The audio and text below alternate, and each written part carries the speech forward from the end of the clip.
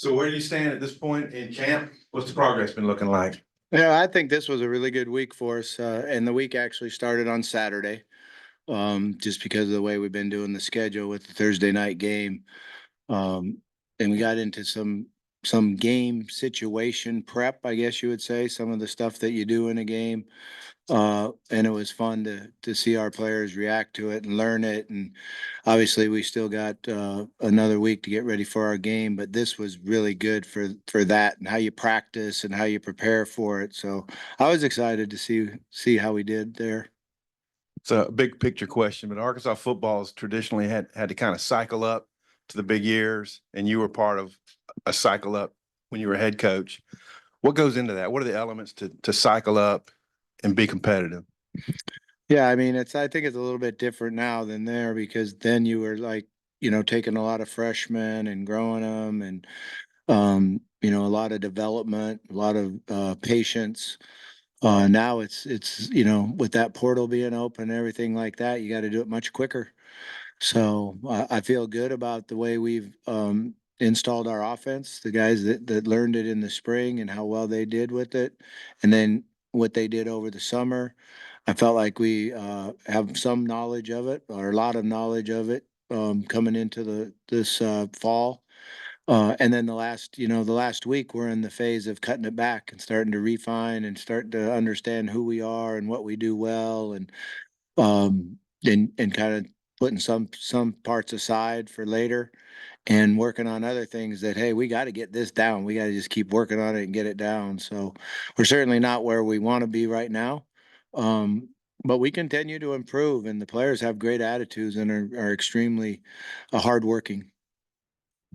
What's been the biggest surprise about the offense this fall compared to maybe where you guys left in the spring? I've always been hard on the biggest surprise and the biggest this and that, but I think what we started when we first started out, the thing that shocked me the most was that we were a little bit behind the defensive line as far as how we ended spring and running the ball and protecting the quarterback. And I felt like it took us 4 or 5 days. We started getting better, came at it. Another couple days, we're better. Now I feel like our offensive line is working together and starting to see what we saw at the end of spring ball and starting to actually go past where I feel like we were at the end of spring ball, and we're executing and doing both, being able to run the ball and throw it. And you got to do both. A week out now, have you begun to think about, maybe the emotions that you'll feel, coaching an Arkansas football game again and, wearing all the Razorback gear during a game that counts for the records? Gosh, I wish I could think about it, but coach been grinding us, man. I haven't had time to think about a whole lot. We're here early in the morning and getting home late at night, but it'll be fun. I'm looking forward to it. I've always enjoyed going down to Little Rock and playing down in Little Rock, and I think it'll be fun. I can't wait till we get down there. Sidelines or booth? Yeah, I'm gonna be in the sideline. You got the clicker now where you can talk to the quarterback and the earpiece, and can't do that from upstairs. I thought about it. I kind of liked it last year upstairs and calling the game and being away from all the elements that go down there. But I didn't like not being able to see the quarterback's eyes and how they were reacting and what was going on the sideline. So I think it's the right decision to be down. Speaking of Talon, I know you've worked with him on a lot of fundamental technique things. How do you feel like he has done in that area? Do you ever catch him reverting some bad habits and stuff? And what are your thoughts overall on him and his ability to lead the team? Really excited about how coachable he's been and how much improvement he's made. He's setting the way I want him to set now. He's got his delivery where it needs to be. There's every now and then where he'll drop down a little bit and revert back to some old habits. But I really like how coachable he is and how much he works at it. And I think this week he's been as good as he's been. His accuracy and making all the different throws, and he can really throw it down the field, but he can also make them medium range throws you have to make to move the sticks. When we think about your time here before, I always think about those wide receivers, Joe, Jarius, Greg, Kobe, and those guys. And you've got a good looking group up here. I don't want to compare or anything, but do you feel like you have guys that maybe even could play next level type of football? I mean, is that the kind of talent you have at wide receiver? I feel like we do. I feel like we definitely have guys that will have the opportunity to play at the next level. You know, they got to show it though, and they got to prove it. And I think that's what, when you look back and you think about those guys you just mentioned, you know, they went through some tough times, and they, you know, they got hit in the nose a few times and got knocked down and knocked out, and then they just decided. I think what the way Joe tells it to me, they just decided they were going to go out and dominate every game. Like they felt everyone went after them when they were all true freshmen. So I feel like our attitude's right with our receivers now, and our toughness is getting better and growing. But it's a game where, you know, you have to be mentally tough, and you drop a ball, you forget about it and move on. And it's really what happens the next play, whether you make a big play, don't over celebrate it, or you make a bad play and don't put your head down. You just got to play one play at a time. And I feel like we're learning that. Speaking of the wide receivers, how many do you feel comfortable playing in a game? I mean, how many would you like to be able to go through a game with? Yeah, I think you need to have at least six guys, sometimes five, to really rotate and keep guys fresh and use different personnel groupings. It would be nice if you could get up there to seven, and then an eighth guy that you felt good about in case something happened. Um, but we're still working on that too, exactly seeing who's in the right spots and who's back, and how we're going to rotate them in the when we get to live action. Are you able to say if Patrick Kudus was back at practice and how he was looking? He's back doing some work. Yeah, he's back doing some work, and that's really encouraging to us. And I feel good about it. And I think Coach Pitt's the one that knows more about that than I do, but he has been back out there doing some work. If he isn't able to play, how confident are you in Marion Harris there? Very confident. Marion's done a really nice job. I think that's what's helped us a lot in this last week and a half, and our improvement and our confidence together and working together, is him jumping in there at that left guard and doing a really, really good job. I was speaking of your receiver rotation. I know we've had a lot of talk about Harrison, and kind of joking about his age and all that, but going serious. What kind of camp has he had? Where does he fit into the big picture? And just what's it like coaching a guy who's that old? Yeah, he fits in really well. I mean, he's big, physical, strong guy, keeps getting better and better every day. His routes are getting more and more disciplined. He catches the ball, and guys bounce off of him. I mean, he's got a chance to really help us a lot. Yeah, what do you think about his personality? I mean, an older guy who's played pro ball, made some pretty big money when he signed, and he's out here, as a walk on. Yeah, I think he's been very humble and been good for everyone else to be around, because you look at a guy that's been to the major leagues and been out there in the show, and now he's in here grinding with us, getting sore, and understanding what it's like, just like everybody else. And he's been very, very humble and works extremely hard. He does his leadership with players on his own, kind of one on one. And is very quiet in practice, but goes extremely hard. And everybody respects the way he works.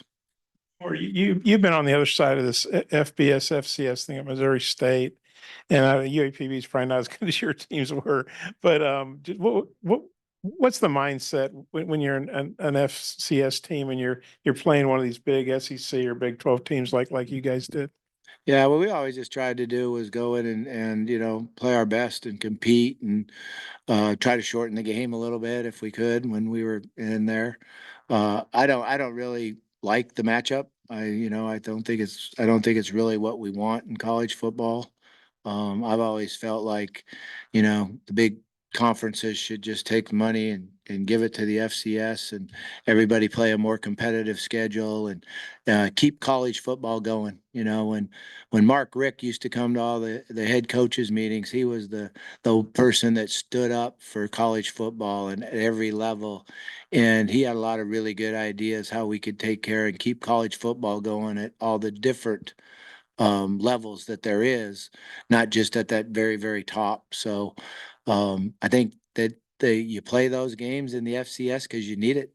And the one thing about it is, football didn't get a lot of the money. It took care of all the other sports. So, it's just a necessity for FCS, but they could fix it and just give them the money. Well, what was your assessment of the scrimmage last Thursday? Yeah, I walked off the field not very happy, and feeling like we didn't do as well as we needed to, and we didn't. But we did start out quickly with the first group. We didn't move the ball. We came back, had a 70-yard touchdown pass, went and moved it again, got down there to score again, kicked a field goal. The week before in the scrimmage, our two offense did a really nice job against the one defense, and didn't happen that way this time. We got dominated a little bit. Our threes didn't play as well as they need to, and the way they have been playing. But the ones continued to do a good job. We got in the situation part of it. I thought we were really sharp, actually. You guys are going to play Oklahoma State in week 2. You've been there. What's that like? And a Mike Gundy team. What do you think of them? Yeah, I mean it's a you don't want to talk about the game that we play 2 weeks from now, but haven't played them. They're going to be very, very well coached. They're going to play hard on defense, and they're physical defensive team. And I couldn't tell you one bit about their offense because I haven't even watched their offense. Talking a bit about Andreas Poshka, what kind of camp has he had? How has he looked, and how has he kind of adapted to his new surroundings? He's gotten a lot better. I'm really proud of him. He when he was here in the spring, he's a very likable, happy young man, but he needed to learn when it was serious and when you needed to get tougher and become a better player. And he's done that. He's learned what it's all about, the competitive spirit at this level, and what I need to do. He continues to improve. He can not only run block and pass protect, but he's catching the ball well now too. And one of the things we wanted to really emphasize with him was running after the catch. Because in spring he didn't look good doing that. He went down way too easy, and but he's really improved on that also. I think in the first scrimmage he had a really big day, caught 3 passes in a row, scored on the last one, broke 3 or 4 tackles, and it gave him a lot of confidence. And he continues to improve. He'll be a part of our offense. Bobby, first game is Thursday night, and then you've got the 11 o'clock kickoff at Oklahoma State. Do you feel pretty good about the depth there at your team? I mean, I know Taylor, you're not necessarily worried about numbers at quarterback, but otherwise, do you feel pretty good? Because it could be pretty hot at those games. You feel pretty good about the depth that you got to rotate in? Well, I feel good about our conditioning because we've been working hard at that, and since all summer long. Our strength staff has done an unbelievable job on the ability to gain strength and size and condition. It's probably the most running I've been around as far as the way we condition and the way we're practicing now. We're taking longer racks and going a little very, very intense, trying to make sure that we're in game playing condition. But you always worry early in the year when you get those hot, humid days, and depth does come into play. We've got to continue to improve on our depth, and especially in certain positions. The last scrimmage, they had 8 interceptions. I'm sorry if somebody asked this, but I didn't hear it. You feel like the interception issue's been solved pretty much? I mean, with 8, the last one, we don't know who threw them, but Yeah, you feel pretty good about that not being an issue going forward. we're working on it. I mean, we're still learning and developing and finding out what we can do at each quarterback. And we do know that tip balls get intercepted, and we've got to do a better job with that. But yeah, Talon had 2 interceptions. One was a tip ball. Could have been caught. Nice play by the defensive back that broke the play up, and then another guy made the catch. So, and then Malachi, got a couple of picks against the one defense, which was unfortunate for him. He usually takes care of the ball pretty well. Coach, what is it about Lucas that makes him so good? I mean, he's not extremely big or anything. Is it just athleticism, speed, like mindset? What is it? Yeah, I mean, first of all, he's got great hand-eye coordination, his ability to adjust his body and make the catch. He's very good on his route running, and he's tough. He's a tough young man. He doesn't shy away from anything. I assume we're going to see a lot of 12 personnel. You mentioned Poshka, but Varkey's Gum seems like, I mean, he just looked kind of uncomfortable last year and just seems like he's in his element for some reason. Yeah, he's been up and down a little bit throughout the camp. You know, some of it is the being tough enough every play to concentrate and focus, but he can sure make a lot of plays for us. He can run and catch and do that. I've been real impressed with Washington. You know, I didn't get to know him at all in spring. He was hurt the entire time, and he's really a young man that's into it, really wants to be good, wants to learn the game and know everything about it. And he's got some size and strength to him that he'll definitely help us also. Coach, you mentioned the in-helmet communication a little bit earlier. For you, what have been the biggest benefits in implementing the new system? I think I'm still learning about it right now because, like the first couple of weeks, it really wasn't a lot of fun. It was a headache, doing all that and it shut this off, that shut that off. And we're not the only ones that are having those type of problems because you have to be hooked up to two different things, one for the quarterback and then one for the staff.